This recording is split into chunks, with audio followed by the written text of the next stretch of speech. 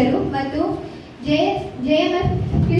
JMFC ಹಾಗೂ ಅಧ್ಯಕ್ಷರಾದಂತಹ ಶ್ರೀ ಮೊಹಮ್ಮದ್ ರೋಷನ್ ಶಾ ಅವರನ್ನು ಕಾರ್ಯಕ್ರಮಕ್ಕೆ ಆಗಮಿಸುತ್ತೇನೆ.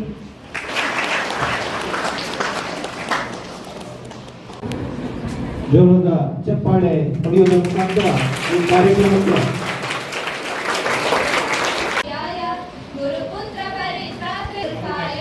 ಶಿಡ್ಲಘಟ್ಟ ಡಾಲ್ಫಿನ್ ಪಿಯು ಕಾಲೇಜಿನಲ್ಲಿ ವಿಶ್ವ ತಂಬಾಕು ನಿಷೇಧ ದಿನಾಚರಣೆ. ಶಿಡ್ಲಘಟ್ಟದ ಡಾಲ್ಫಿನ್ ಪಿಯು ಕಾಲೇಜಿನಲ್ಲಿ ಶನಿವಾರ ವಿಶ್ವ ತಂಬಾಕು ನಿಷೇಧದ ದಿನದ ಅಂಗವಾಗಿ ಜಾಗೃತಿ ಕಾರ್ಯಕ್ರಮ ನಡೆಯಿತು.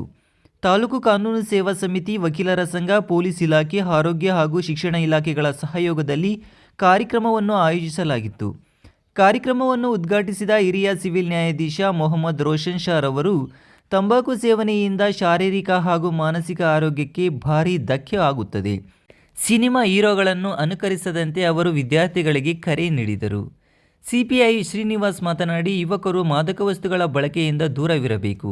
ಸಾಮಾಜಿಕ ಜಾಲತಾಣಗಳ ದುರುಪಯೋಗವು ಅವರ ಮೇಲೆ ದುಷ್ಪರಿಣಾಮ ಬೀರುತ್ತಿದೆ ಎಂದು ತಿಳಿಸಿದರು. ಆರೋಗ್ಯ ಇಲಾಖೆಯ ಡಾಕ್ಟರ್ ಮನೋಹರ್ ತಂಬಾಕು ಪದಾರ್ಥಗಳ ನಷ್ಟ ಹಾಗೂ ಅದರ ದುಷ್ಪರಿಣಾಮಗಳನ್ನು ವಿವರಿಸಿದರು. ನ್ಯಾಯಾಧೀಶೆ ರಂಜಿತಾ ಅವರು ಪ್ರತಿ ವರ್ಷ ತಂಬಾಕು ಸೇವನೆಯಿಂದ ಲಕ್ಷಾಂತರ ಜನರು ಸಾವಿಗೀಡಾಗುತ್ತಿದ್ದಾರೆ ಎಂದು ಚಿಂತೆ ವ್ಯಕ್ತಪಡಿಸಿದರು. ಇನ್ನು ಈ ಕಾರ್ಯಕ್ರಮದಲ್ಲಿ ವಕೀಲರ ಸಂಘದ ಅಧ್ಯಕ್ಷ ಎ ನಾರಾಯಣಸ್ವಾಮಿ, ವೈದ್ಯಾಧಿಕಾರಿ ಡಾಕ್ಟರ್ ಮನೋಹರ್, ಸಿಪಿಐ ಶ್ರೀನಿವಾಸ್ ಸೇರಿದಂತೆ ವಿದ್ಯಾರ್ಥಿಗಳು ಭಾಗವಹಿಸಿದ್ದರು. ಇವತ್ತು ಕಾಂಪಿಟೇಷನ್ ಯುಗದಲ್ಲಿ ನಾವು ಬದುಕ್ತಾ ಇದ್ದೀವಿ. ಕಾಂಪಿಟೇಷನ್ ಮಾಡಬೇಕು, ಅದು ನಾನು ಸಿಂಪಲ್ ಆಗಿ ಹೇಳೋದಾದ್ರೆ ಒಂದು ರನ್ನಿಂಗ್ ರೇಸ್ ಯುಗದಲ್ಲಿ ಬದುಕ್ತಾ ಇದ್ದೀವಿ. ನಾನು ರನ್ನಿಂಗ್ ರೇಸ್ ಅಲ್ಲಿ ಓಡಬೇಕು, ಪ್ರಥಮ ಸ್ಥಾನ ಉತ್ತಮ ಸ್ಥಾನ ಪಡಿಬೇಕು ಅಂದ್ರೆ ನಾನು ಗಟ್ಟಿಮುಟ್ಟಿಯಾಗಿ ಇರಬೇಕು, ಅಂದ್ರೆ ಆರೋಗ್ಯಕರವಾಗಿ ಇರಬೇಕು. ಆವಾಗಲೇ ನಾನು ರೇಸಲ್ಲಿ ಓಡ್ಲಿಕ್ಕೆ ಸಾಧ್ಯ. ನಾನು ಆರೋಗ್ಯವಾಗಿಲ್ಲ, ನಾನು ಸದೃಢನಾಗಿಲ್ಲ ಅನ್ನೋದಾದ್ರೆ ನಾನು ಗೆಲ್ಲಿಕ್ಕೆ ಸಾಧ್ಯನಾ? ಫಸ್ಟ್ ಸ್ಟೇಜಲ್ಲೇ ನಾನು ಮನಸ್ಸನ್ನ ಸೋತಿ ಅಲ್ಲೇ ಕೂತ್ಬಿಡ್ತೀನಿ. ಇದು ಪೂರ್ವ ಕಾಲ ಅಲ್ಲ, ಓಡೋ ಕಾಲ. ಓಡೋದವ್ರಿಗೇನೆ ಸ್ಥಾನ ಸಿಗೋದು, ಓಡೋದವ್ರಿಗೇನೆ ಗುರಿ ತಲುಪಕ್ಕೆ ಸಾಧ್ಯ ಆಗೋದು. ನೀವು ಓಡಬೇಕಂದ್ರೆ ನಿಮ್ಮ ದೇಹ, ನಿಮ್ಮ ಮನಸ್ಸು ಆರೋಗ್ಯವಾಗಿ ಇರಬೇಕು. ಈ ಒಂದು ವಯಸ್ಸಿನಲ್ಲಿ ನೀವುಗಳು ಯಾವುದಾದ್ರೂ ತಂಬಾಕು ಪದಾರ್ಥಗಳಿಗೆ, ಮದ್ಯ ಪದಾರ್ಥಗಳಿಗೆ ವ್ಯಸನಿಗಳಾಗೋದ್ರೆ ನೀವು ರೇಸಲ್ಲಿ ಗೆಲ್ಲಕ್ಕೆ ಸಾಧ್ಯನಾ? ಸಾಧ್ಯ ಇಲ್ಲ.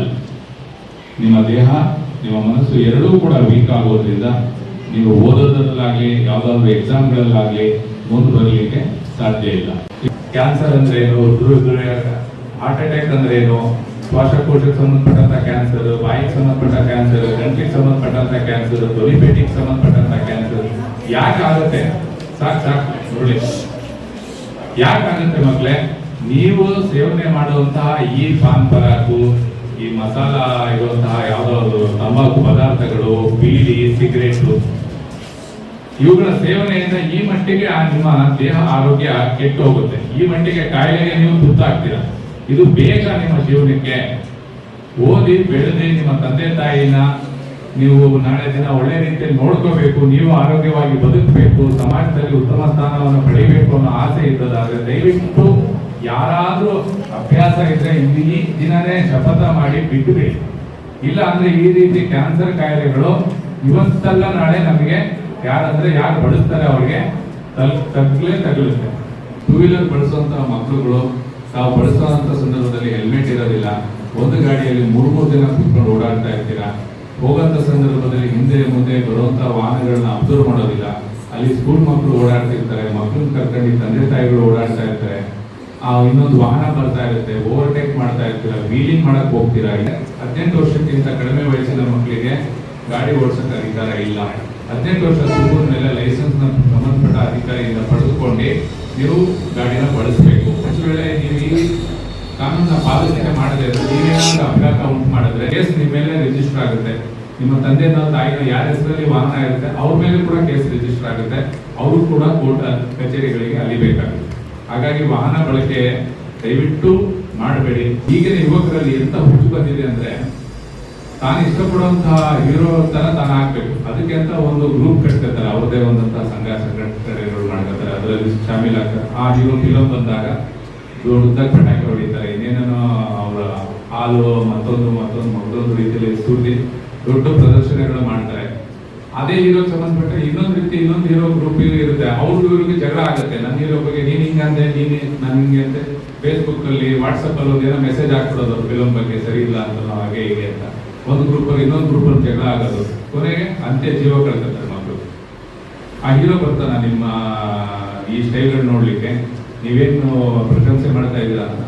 ಅವನಿಗೇನ್ ಬೇಕಾಗಿದೆ, ಅವ್ನ ಫಿಲಮ್ ಪ್ರಮೋಟ್ ಆಗ್ಬೇಕು, ದುಡ್ಡು ಬರ್ಬೇಕು ಅಷ್ಟೇ. ಒಂದು ಯಾವ್ದೋ ರೀಸೆಂಟ್ ಆಗಿ ಬಂದಂತ ಈ ಆಂಧ್ರ ಫಿಲಮ್ ಸಂಬಂಧಪಟ್ಟಂತೆ ಅವನು ಥಿಯೇಟರ್ಗೆ ಹೋದಾಗ ನೂಕುನುಗ್ಲಲ್ಲಿ ಒಂದು ಹೆಣ್ಣು ಮಗು ಒಂದು ಹಿಂಸೆ ಆಗ್ತಿರೋದು, ಅವ್ರಿಗೇನಾಗಬೇಕಾಗಿದೆ? ಯಾಕೆ ಪುಸ್ತಕ ಏರ್ತಾ ಇದೆ? ಬೇಕಾ ನಮಗೆ? ಅದು ಅವಶ್ಯಕತೆ ಇಲ್ಲ. ನೋಡಿ, ನಿಮ್ಗೆ ಇಷ್ಟ ಬಂದಿರೋ ಇರೋನ ಇಷ್ಟಪಡಿ, ಬೇಡ ಅಂತ ಹೇಳೋದಿಲ್ಲ. ಅದಕ್ಕೆಲ್ಲ ಕಿತ್ತಾಡಕ್ ಹೋಗ್ಬೇಡಿ, ಗ್ರೂಪಿಸಮ್ ಮಾಡ್ಕೊಳಕ್ ಹೋಗ್ಬೇಡಿ. ನನಗಿರೋ ಚಂದ, ಅವನೇನೋ ಅವ್ನು ಪ್ಯಾಂಟ್ ಹಾಕಂತಿರ್ತಾ, ಎಲ್ಲೋ ಗಾಡಿ ಓಡಿಸ್ತಾ, ಹೇಗೋಕಾಗ, ಅದನ್ನೆಲ್ಲ ಫಾಲೋ ಮಾಡಕ್ ಹೋಗ್ಬೇಡಿ. ಅದರಿಂದ ನಿಮ್ ಜೀವನ ಹಾಳಾಗುತ್ತೆ ಹೊರತು ಖಂಡಿತ ಒಳ್ಳೇದಾಗೋದಿಲ್ಲ. ಓದಿ ನಿಮ್ಮ ತಂದೆ ತಾಯಿ ಹೆಸರನ್ನ ಬೆಳೆಸಿ ಉಳಿಸಿ, ನೀವು ಜೀವನದಲ್ಲಿ ಉತ್ತಮ ನಾಗರಿಕರಾಗಿ ಬದುಕಿ, ಅಟ್ಲೀಸ್ಟ್ ಏನೇ ಆಗದೆ ಇದ್ರು ಸಮಾಜದಲ್ಲಿ ಒಬ್ಬ ಒಳ್ಳೆ ನಾಗರಿಕನಾಗಿ ಆದ್ರೂ ಬದುಕಿ ಮಕ್ಕಳೇ. ಈಗ ಸ್ಥೈರ್ಯವನ್ನ ಈ ಸಮಾಜ ಕುಗ್ಗಿ ಹೋಗ್ತಾ ಇರೋದು ಕಾರಣಗಳು ನಮ್ಮಲ್ಲಿರ್ತಕ್ಕಂಥ ವೈವಿಧ್ಯತೆ ಇಲ್ಲ, ಭಾವೈಕ್ಯತೆ ಇಲ್ಲದ ಕಾರಣದಿಂದ ಇವತ್ತು ನಾವು ಈ ಸಮಾಜದಲ್ಲಿ ಹೋಗ್ತಾ ಇದ್ದೀವಿ. ಯಾಕೆ ಮಾತು ಹೇಳ್ತಾ ಇದ್ದೀನಿ ಅಂದ್ರೆ, ಇವತ್ತು ಸಮಾಜದಲ್ಲಿ ಕೃತ್ಯಗಳು ಹೆಚ್ಚಿಗೆ ಆಗ್ತಾ ಇದೆ. ಡೈಲಿ ಹಂಟಲ್ಲಿ ನೋಡಿ, ಮತ್ತೆ ಸೋಷಿಯಲ್ ಮೀಡಿಯಾಗಳಲ್ಲಿ ನೋಡಿ, ಸಾಮಾಜಿಕ ಜಾಲತಾಣದಲ್ಲಿ ನೋಡಿ, ಅದನ್ನು ನೋಡಿ ಇವತ್ತು ಕೊಲೆ, ದ್ವೇಷ, ಅಸೂಯೆ, ಜಗ, ವಂಚನೆ, ಮೋಸ ಪ್ರತಿಯೊಂದು ಇವತ್ತು ಈ ಸಮಾಜದಲ್ಲಿ ನಡೀತಾ ಇದ್ರೆ ನಾವು ಇದನ್ನು ಯಾವ ರೀತಿ ಅರಿವು ತಿಳ್ಕೋಬೇಕು ಅನ್ನೋದನ್ನ ನಾವು ಇವತ್ತು ಯಥಾ ಪ್ರಶ್ನೆಯಾಗಿ ಸಮಾಜದ ಮುಂದೆ ನೋಡ್ತಾ ಇದ್ದೀವಿ. ನೋಡಿಕ್ಕೆ ಅವನನ್ನು ಅವಾಯ್ಡ್ ಮಾಡ್ಲಿಕ್ಕೂ ಕೂಡ ಶಕ್ತಿ ಇಲ್ಲ, ಅಂತ ಶಕ್ತಿ ಇಲ್ಲ ಅಂತ ಸಮಾಜ ನಿರ್ಮಾಣ ಆದ್ರೆ ಇವತ್ತು ದೇಶ ಉಳಿಬೇಕಾಗುತ್ತಾ, ಸಮಾಜ ಕಟ್ಟಲಿಕ್ಕಾಗುತ್ತಾ? ಸಮಾಜ ಬೆಳಿಬೇಕು, ಈ ಸಮಾಜ ಬೆಳಿಬೇಕು, ದೇಶ ಇರಬೇಕು, ಸಮಾಜದಲ್ಲಿ ಸಮ ಸಮಾಜಗಳನ್ನ ಒಂದಾಗಬೇಕು ಅನ್ನೋ ಒಂದು ಭಾವೈಕ್ಯತೆ ಮೂಡಲಿಲ್ಲ ಅಂದ್ರೆ ನಾವು ಇವತ್ತು ಈ ಕೆಟ್ಟ ಚಟಗಳು ಮಾಡತಕ್ಕಂಥ ದಾಸಕ್ಕೆ ಮಾಡ್ತಕ್ಕಂಥ ದುಷ್ಟಶಕ್ತಿಗಳ ಸಂಘವನ್ನ ನಾವು ಅವ್ರ ಜೊತೆ ಹೋದ್ರೆ ಇವತ್ತು ಈ ಸಮಾಜ ಇವತ್ತು ಕೆಟ್ಟ ವಾತಾವರಣ ಸೃಷ್ಟಿ ಆಗ್ತಾ ಇದೆ. ಅದಾಗಬಾರ್ದು ಅನ್ನೋಕ್ಕೋಸ್ಕರ ಇವಾಗಿನ ಮಕ್ಕಳು, ಹಿಂದಿನ ಮಕ್ಕಳೇ ಮುಂದಿನ ಪ್ರಜೆಗಳು ಅಂತ ಹೇಳಿ ಎಲ್ಲ ಹಿರಿಯ ಗಣ್ಯರು ನಾವು ಹಿರಿಯರು ಓದ್ತಾ ಇದರಿಂದ ನಮಗೂ ಹೇಳ್ಕೊಂತ ಬರ್ತಾ ಇದ್ದಾರೆ. ಅಂದ್ರೆ ಇವತ್ತು ನಮ್ಮ ದೇಶದಲ್ಲಿ ಸಾಯ್ತಾ ಇರ್ತಕ್ಕಂಥ ರೇಷಿಯೋ ಏನು ಈ ದುಷ್ಕೃತ್ಯಗಳು ಮಾಡ್ತಕ್ಕಂಥ 18 ವರ್ಷದ ಒಳಗಡೆ ಇರ್ತಕ್ಕಂಥ ಹುಡುಗರನ್ನ, 13 ವರ್ಷದಿಂದ 18 ವರ್ಷದ ಒಳಗಡೆ ಇರ್ತಕ್ಕಂಥ ಮಕ್ಕಳನ್ನ ಬಳಸಿಕೊಂಡು ಆ ದುಷ್ಟಶಕ್ತಿಗಳು, ಆ ಕೊಲೆಗಡಕರು ಅವರ ದೇಶದ ಭಾವನೆ, ಅವರ ವೈಯಕ್ತಿಕದ ಭಾವನೆ, ಅವ್ರಿಗೆ ಯಾವುದೇ ರೀತಿ ಕೆಟ್ಟು ಮನಸ್ಸು ಸಮಾಜ ಕಟ್ಟಲಿಕ್ಕೆ ಆದಂತ ವ್ಯಕ್ತಿಗಳನ್ನ ನಾವು ಅವ್ರ ಜೊತೆ ಈ ಒಂದು ಬಾಲ ಹುಡುಗರನ್ನ ಬಳಸಿಕೊಂಡು ಕುಕೃತ್ಯಕ್ಕೆ ಬಳಸ್ತಾ ಇದ್ದಾರೆ.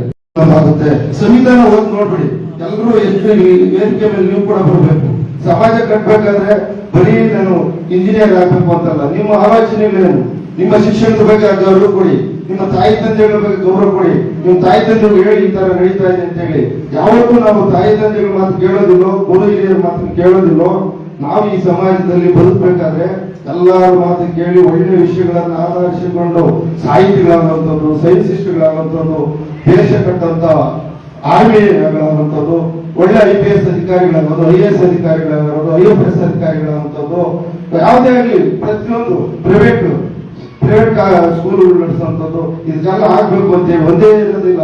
ಅವರವರ ಭಾವನಾತ್ಮಕದ ಅವರ ಶಿಕ್ಷಣ ಯೋಚನೆಗಳಿರ್ತವೆ, ಇದನ್ನೆಲ್ಲ ಬಳಸ್ಕೋಬೇಕಾಗುತ್ತೆ. ಒಂದು ವರದಿ ಬಂದಿದೆ.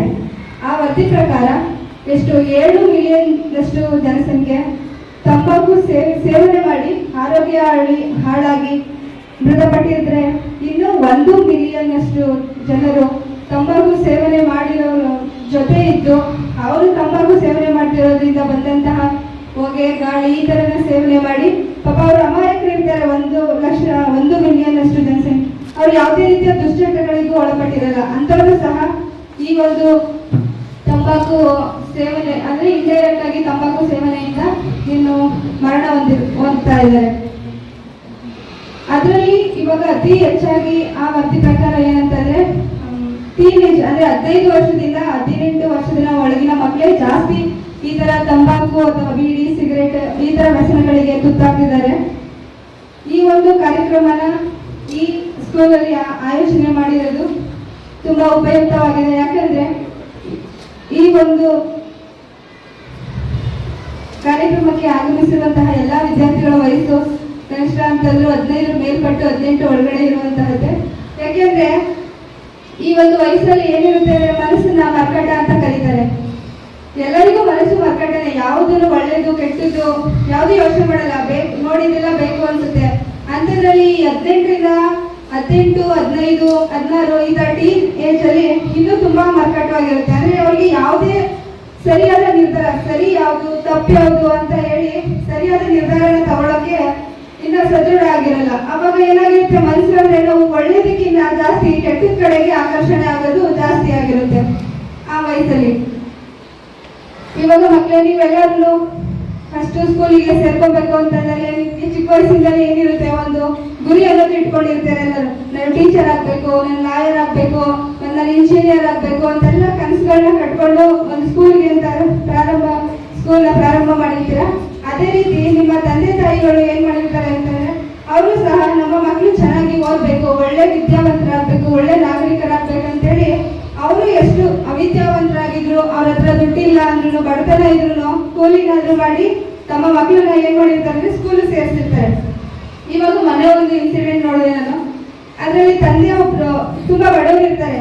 ಅವ್ರ ಮಗನ ಸ್ಕೂಲ್ ಸೇರಿಸ್ಬೇಕಂತ ತಮ್ಮ ಕಿಡ್ನಿನ ಮಾರಾಟ ಮಾಡಕ್ಕೆ ಹೋಗಿರ್ತಾರೆ. ಅಂದ್ರೆ ತಂದೆ ತಾಯಿಗಳ ಮುಖ್ಯ ಕನಸು ಏನಾಗಿರುತ್ತೆ ಅಂದ್ರೆ ತಮ್ಮ ಮಕ್ಕಳನ್ನ ಉತ್ತಮ ವಿದ್ಯಾಭ್ಯಾಸ ಕೊಟ್ಟು ಒಳ್ಳೆ ನಾಗರಿಕರಾಗಿ ಮಾಡ್ಬೇಕು ಅನ್ನೋದೇ ಇರುತ್ತೆ. ಅಂಥದ್ರಲ್ಲಿ ನಾವು ಈ ಒಂದು ಕೆಟ್ಟ ಚಟಗಳಿಗೆ ಒಳಗಾಗೋದ್ರಿಂದ ಸಮಾಜದಲ್ಲಿ ನಮ್ಗೆ ಆತರ ಕೆಟ್ಟ ಚಟಗಳಿಗೆ ಒಳಗಾಗಿರೋರಿಗೆ ಸಮಾಜದಲ್ಲಿ ಯಾವುದೇ ರೀತಿ ಗೌರವ ಇರೋದಿಲ್ಲ, ಯಾರು ಅವ್ರನ್ನ ಗೌರವ ಕೊಡಲ್ಲ. ಇವಾಗೇನು ನೀವೇನು ನೋಡ್ಬೋದು, ನಿಮ್ಮ ಮನೆ ಅಕ್ಕಪಕ್ಕ ಯಾರಾದ್ರೂ ಬಿಡಿ ಸಿಗರೇಟು ಈ ತರ ಯಾರಾದ್ರೂ ಸೇರ್ತಾ ಇದ್ರೆ ಅವ್ರು ನೋಡಿದ್ರೆ ನೀವು ಗೌರವ ಕೊಡ್ತೀರಾ?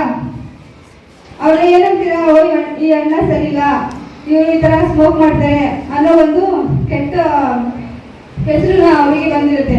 ಹಾಗಾಗಿ ಯಾರು ಸಹ ಈ ತಂಬಾಕು ಸೇವನೆ ಈ ತರದ ಯಾವುದನ್ನು ಮಾಡದೇನೆ ನಿಮ್ಮ ತಂದೆ ತಾಯಿ ಆಶಯಗಳು ಮತ್ತೆ ನಿಮ್ಮ ಜೀವನದ ಉನ್ನತ ಗುರಿಗಳನ್ನ ತಲುಪುವಂತ ಎಲ್ಲರೂ ಮನಸ್ಸು ಮಾಡಿ ಸಾಕ್ಬೇಕು ಅಂತ ಹೇಳ್ತೀನಿ. ಆತರ ಯಾವುದೇ ಒಂದು ಸಿಗರೇಟು ಅಥವಾ ಬೀಡಿ ಈ ತರದೆಲ್ಲ ಹವ್ಯಾಸ ಇರುವಂತಹ ಹೆಚ್ಚು ಒಡನಾಟನ ಇಟ್ಕೋಬಾರ್ದು. ಇನ್ ಕೇಸ್ ಯಾರಾದ್ರೂ ಆತರ ಕಂಡು ಬಂದ್ರು ಅವ್ರಿಗೆ ಅಟ್ಲೀಸ್ಟ್ ಅವರಿಗೆ ಒಂದು ಕೌನ್ಸಿಲಿಂಗ್ ಮನವರಿಕೆ ಮಾಡಿಕೊಟ್ಟು ಈ ತರ ಎಲ್ಲ ಮಾಡೋದು ತಪ್ಪು, ಇದರಿಂದ ಆರೋಗ್ಯಕ್ಕೆ ಏನೇನು ಸಮಸ್ಯೆಗಳಾಗುತ್ತೆ, ಕೇವಲ ಆರೋಗ್ಯ ತನ್ನ ಆರೋಗ್ಯಕ್ಕೆ ಮಾತ್ರ ಅಲ್ಲ ಇತರರ ಆರೋಗ್ಯಕ್ಕೂ ಯಾವ ರೀತಿ ಪರಿಣಾಮ ಬೀರುತ್ತೆ, ಮತ್ತೆ ಅದರಿಂದ ಅವರ ಫ್ಯಾಮಿಲಿಗೆ ಅವರ ತಂದೆ ತಾಯಿ ಮೇಲೆ ಮತ್ತೆ ಅವ್ರನ್ನೇ ನಂಬ್ಕೊಂಡಿರುವಂತಹ ಅವ್ರ ಮೇಲೆ ಯಾವ ರೀತಿ ಪರಿಣಾಮ ಬೀರುತ್ತೆ, ಕೆಟ್ಟ ಪರಿಣಾಮ ಅನ್ನೋದೆಲ್ಲನೂ ಮನವರಿಕೆ ಮಾಡಿಕೊಟ್ಟು ಅಟ್ಲೀಸ್ಟ್ ಒಂದು ದಿನಕ್ಕೆ ಆತರ ಸೇವನೆಗೆ ಅಡಿಕ್ಟ್ ಆಗಿರೋರಿಗೆ ಅಟ್ಲೀಸ್ಟ್ ಒಂದು ದಿನಕ್ಕೆ ಒಂದು ಸಿಗರೇಟು ಒಂದು ಬೀಡಿನ ಸೇರೋದು ಕಡಿಮೆ ಮಾಡ್ತಾ ಹೋದಂತೆ ದಿನ ಕಾಲಕ್ರಮೇಣ ಅವರು ಈ ಒಂದು ಚಟದಿಂದ ಏನು ಹೊರಗಡೆ ಬರೋಕ್ಕೆ ಸಹಾಯ ಮಾಡಬಹುದಾಗಿರುತ್ತೆ. ಅದರಿಂದ ನಮಗೆ ಎಲ್ಲರಿಗೂ ಸಹ ಒಂದು ಮನವಿ ಏನಂತಂದ್ರೆ ಯಾವುದೇ ಕೆಟ್ಟ ವಿಷಯಕ್ಕೆ ಆಕರ್ಷಿತರಾಗದೆ ಒಳ್ಳೆ ಮೌಲ್ಯಗಳನ್ನ ಕಲಿತು ನಿಮ್ಮ ತಂದೆ ತಾಯಿಗೆ ಹೆಸರು ಮಾಡ್ತಾ ಮತ್ತೆ ಒಳ್ಳೆ ಸಮಾಜದ ಸದೃಢ ಮತ್ತೆ ಆರೋಗ್ಯಕರ ಸ್ವಾಸ್ಥ್ಯ ಸಮಾಜದ ಬೆಳವಣಿಗೆಗೆ ಕಾರಣರಾಗಬೇಕು ಅಂತ ಕೇಳ್ತಾ ಈ ಒಂದು ಮಾತನ್ನ ಆಡ್ಲಿಕ್ಕೆ ಅವಕಾಶ ಮಾಡಿಕೊಟ್ಟಂತಹ ಎಲ್ಲರಿಗೂ ಧನ್ಯವಾದ ತಿಳಿಸ್ತಾ ಇದ್ದೀನಿ.